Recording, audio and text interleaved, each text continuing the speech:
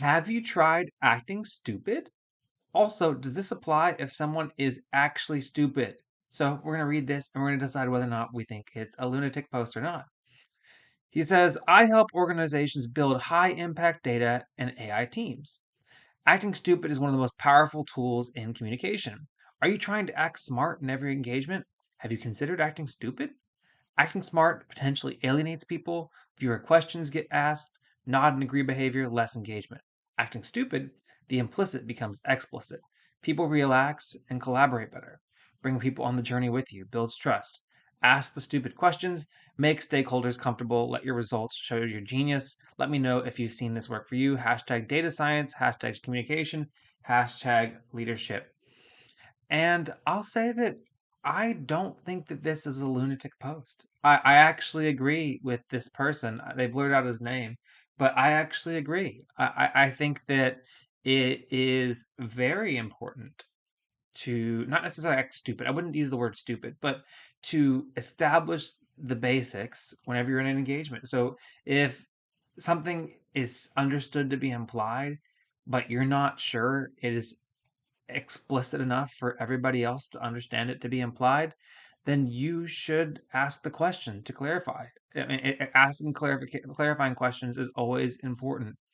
And yeah, whenever you dumb things down and you simplify things and you get to the simple answer to the problem and you simplify things to, well, what is the actual issue, it kind of eliminates all the noise in a conversation and allows people to really see what's most important and make their decision under what's most important. So I agree. I wouldn't say ask the stupid questions, but the way I approach it is say, hey, I'm understanding it this. Is this what you're trying to say?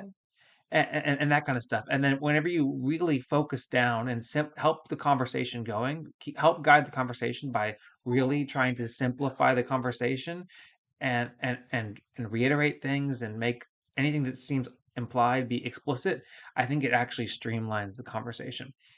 Also, along with that, if you're listening to something and it just doesn't make sense why people are lasering in on that, for example, we're talking about this one thing, but you thought that the conversation was about another thing, asking that simple question and saying, hey, I thought the whole focus was of this was this. Why are we talking about this? That actually can really help either recenter the group or you'll people like you will get the context that they need to be able to effectively participate in the conversation.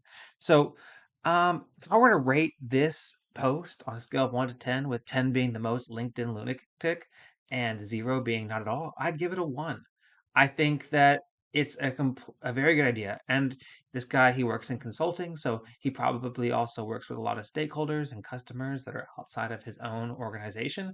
So there's going to be a lot of context that he might not be seeing whenever he goes into those conversations. So asking those simple questions contextualize the conversation. It helps enhance a conversation, and I think you'll get better results from your meetings if you ask those types of questions. Now, it takes skill to do that, right? You don't just railroad a meeting with a bunch of simple questions, right? It takes skill, and it's a skill that is practiced, and that's why people that are in executive leadership roles are generally in those roles because they're really good at asking those types of questions. So, yeah, I'd say this is not a lunatic post. So, shout out to this guy. Don't know his name, but very, very good advice. And you know what? It was structured like a lunatic post. You have the different paragraphs and you have all the lines and it goes all the way down. You get the hashtags. Yeah, it's not lunatic, but LinkedIn influencery. But I actually found it helpful. So shout out to this guy. Really appreciate it. All Working right. on arrangements, they heard the kid in 50 countries. Thank God that's amazing. But I'd rather thank Spotify, they put me on the station.